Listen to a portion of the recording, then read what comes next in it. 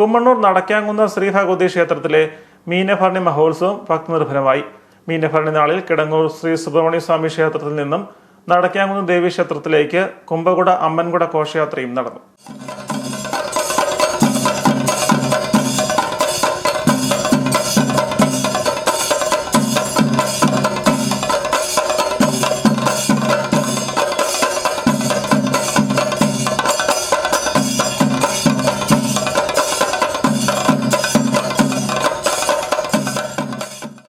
കുമ്മണ്ണൂർ നടക്കാങ്കുന്ന് ശ്രീ ഭഗവതി ക്ഷേത്രത്തിൽ ഭക്തിനിർഭരമായ ചടങ്ങുകളുടെ മീനഭരണി മഹോത്സവം നടന്നു. മീനഭരണി ദിനത്തിൽ കുംഭകുട അമ്മൻകുട ഘോഷയാത്ര കിടങ്ങൂർ ശ്രീ സുബ്രഹ്മണ്യ സ്വാമി ക്ഷേത്ര സന്നിധിയിൽ നിന്നും ആരംഭിച്ചു. നിരവധി ഭക്തരാണ് ഘോഷയാത്രയിൽ പങ്കുചേർന്നത്.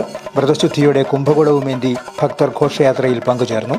വാദ്യമേളങ്ങളുടെയും അമ്മൻകുടത്തിന്റെയും അകമ്പടിയോടെയാണ് ഘോഷയാത്ര കുമ്മണ്ണൂരിലേക്ക് നീങ്ങിയത്.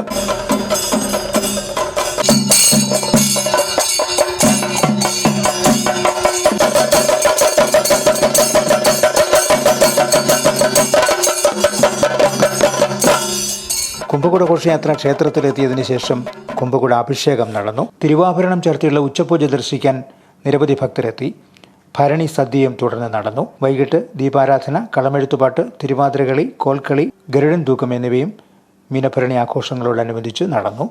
Star vision news, Kidangoor.